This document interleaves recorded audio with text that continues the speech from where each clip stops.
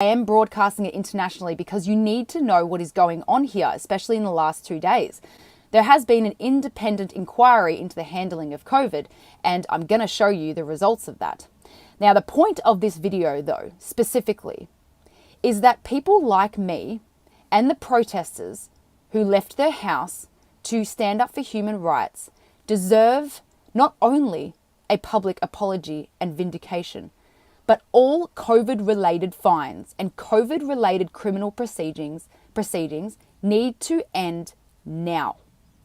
I know thousands of people in Australia that are still in and out of the courts fighting these ridiculous COVID fines and other criminal crimes. I was put in prison for 22 days simply for publishing a post about a protest. So once I tell you the findings of this independent inquiry, then I think you will agree that everything needs to end. And we need to start mending the divide, the damage that has been done by our politicians and by those that we pay wages to serve us, people like police, magistrates, and our parliamentary figures. They need to start mending the divide and doing the right thing. All COVID-related crime proceedings and fine proceedings need to be immediately abolished and vacated immediately. So we have a petition, and I've put it into the link of this description. You can only sign it if you are within Australia. And the point of this petition is that we will be able to use these numbers to lobby Parliament, but also people who still are fighting the COVID-related fines will be able to print this out and bring it in with them and say enough is enough. Because, look, my name is Monica Smith from Australia, from Victoria. We had over 240 days of lockdowns here in Victoria. Now, we were shot at with rubber bullets. We were shot at with tear gas, with pepper spray. People were arrested. People were forcibly dragged out of their cars. People have been in and out of the court system for the first time in their lives ever because they're law-abiding citizens until now. And I tell you what, any one of you that still has a fine left in court, we are done justifying why we left our house. We are done justifying why we fought for human rights. We are done justifying why we fought to keep children in schools and why we fought to keep outdoor playgrounds open when Daniel Andrews closed it. I am finished justifying why I left the house without a piece of cloth over my face, or why I was 5 kilometers out of my home. I am done justifying it, and we all are, because us protesters, it's not about being right. It's not about being, oh, I told you so. It's not about that. It's that what we were fighting for is exactly what you are now saying you knew the whole time. And to be honest, it's embarrassing because we've been talking about it for 2.5 years. And now all of a sudden you think that this is a grand revelation that this independent inquiry has found this out. It's not. If you had just listened to us when we tried to explain it to you, and we did, we had meetings with police, we had meetings with members of parliament. We tried 2.5 years ago to tell you that this is going to have some serious repercussions on mental health, on children especially, businesses and everything. We tried to tell you that.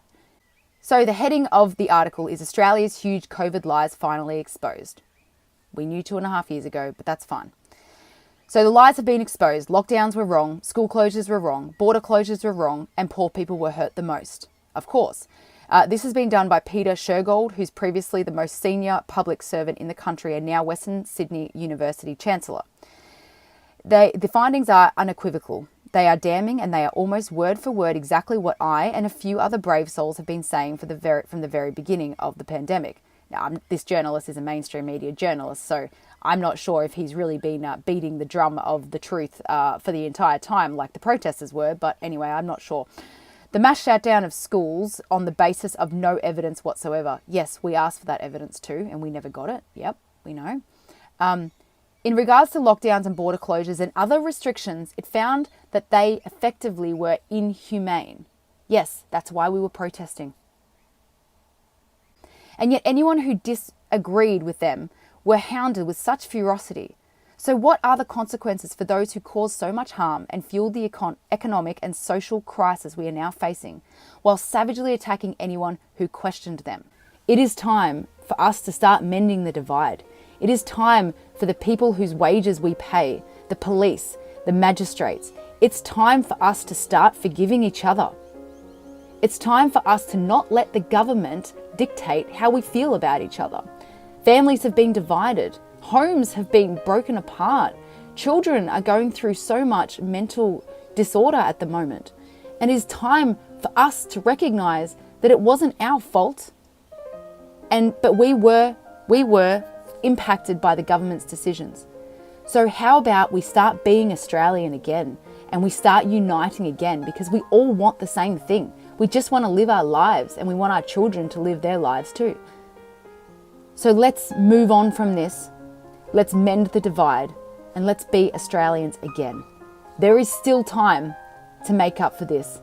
And if we can abolish all COVID-related fines, it will be the first step to us everyday Aussies trusting the justice system, the police system, and the government system again. There is still time to heal. And I want to start that now. So sign the petition, guys. Let's get rid of these COVID fines. Let's get refunds for the COVID fines that have already been paid. And let's get compensation for those who have been absolutely damaged by everything that has happened. And we will move on from this because I love Australia and I believe in Australians all the way. So we're going to get through this. Thank you guys. Bye.